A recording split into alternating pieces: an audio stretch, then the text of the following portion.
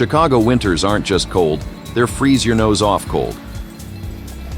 So how do they keep trains running smoothly when the wind chill hits 50 below zero? Simple. They set the train tracks on fire. It might look wild, but this century-old technique is key to combating the harsh winter chill.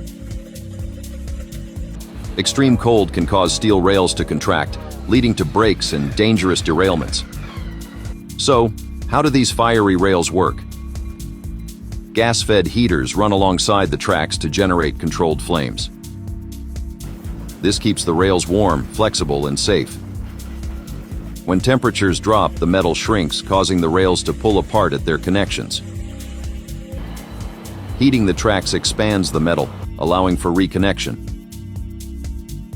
Ice and snow can jam up railroad switch points, so heaters are used to melt away the ice and keep trains running smoothly.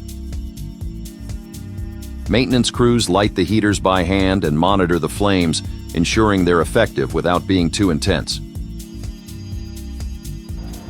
The trains can safely pass over the flames since diesel fuel in trains combusts only with pressure and heat, not open flames.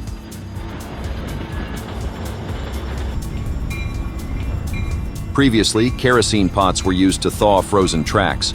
Now, this modern method is safer and more efficient. This innovative use of heat ensures smooth and safe operations, even when Mother Nature unleashes her frosty fury.